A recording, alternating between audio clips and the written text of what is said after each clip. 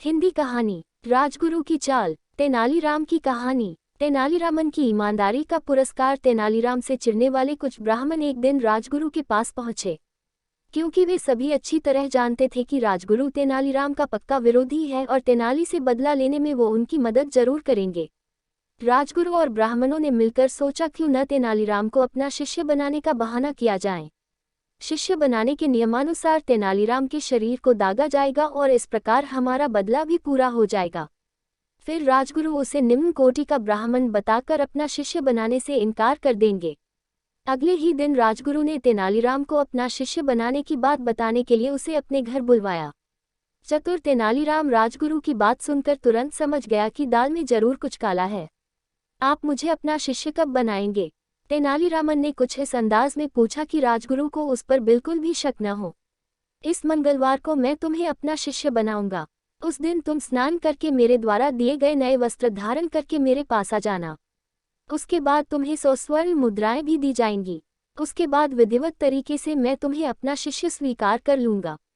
राजगुरु ने कहा, ठीक है, मैं उस दिन आपके घर आ जाऊंगा। इतना कहकर तेनालीराम अपने घर चला गया।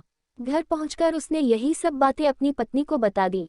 तब उसकी पत्नी बोली, आपको राजगुरु की ये बातें नहीं माननी चाहिए थी, क्योंकि राजगुरु बिना किसी मतलब के कभी कुछ नहीं करता। इसमें उसकी जरूर कोई न कोई चाल होगी। तेनालीराम, राजगुरु को तो मैं देख लूंगा।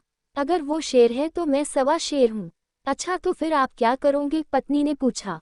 तब तेनालीराम बोला, कुछ दिन पहले कुछ ब्राह्मण राजगुरु के यहाँ सभा करने गए थे, जिनमें से सोमदत्त नाम के ब्राह्मण को मैं अच्छी तरह जानता हूँ। उसकी आर्थिक स्थिति ठीक नहीं है। मैं उसे कुछ स्वर्ण मुद्राओं का लालच देकर राजगुरु के यहाँ हुई सारी बातों के बारे में पूछ लूंगा। अगले ही दिन तेनालीरामन सोमदत्त के यहाँ पहुँच गया। कुछ देर बात करने के बाद उसने सोमदत्त को 10 स्वर्ण मुद्राएं देते हुए कहा, मुझे तुम्हारी आर्थिक स्थिति ठीक नहीं लग रही है, इसलिए तुम ये मुद्राएं रख लो और मुझे राजगुरु के घर हुई सारी बातें बता दो। सोमदत्त घबराते हुए बोल, मुझे नहीं पता। तब तेनालीराम ने जोर देते हुए कहा, क्यों नहीं बता सकते? आखिर तुम भी तो उस सभा में उपस्थित थे। मैं किसी को कानो कान खबर तक नहीं होने दूंगा कि तुमने मुझे कुछ बताया है। तेनालीराम ने भरोसा दिलाया। तब जाकर सोमदत्त ने स्वर्ण मुद्राएं लेते हुए तेनालीराम को सभा में हुई सारी बातों से अवगत करा दिया। समय बीता और मंगलवार का दिन आ गया। तेनालीराम सुबह जल्दी उठकर स्नान करके राजगुरु के घर की ओर चल दिया।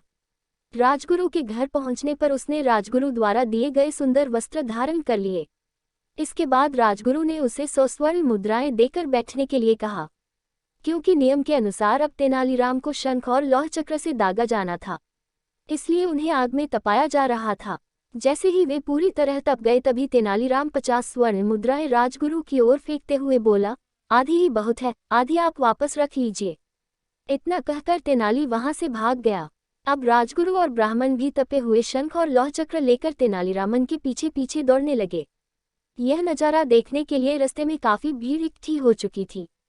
तेनालीराम भागते भागते महाराज के पास पहुंच गया और बोला, महाराज, न्याय करें। दरअसल मुझे राजगुरु का शिष्य बनाया जा रहा था कि मुझे अचानक याद आया कि मैं उनका शिष्य नहीं बन सकता, क्योंकि मैं तो निम्न कोटि का ब्राह्मण हूँ। वैदिकी ब्राह्मण ही राजगुरु का शिष्य बन सकता है। इसलिए आधी विधि होने के कारण मैंने 50 स्वर्ण मुद्राएं रख ली और 50 स्वर्ण मुद्राएं राजगुरु को वापस दे दी। फिर भी वे मुझे दगवाने के लिए मेरे पीछे आ रहे हैं।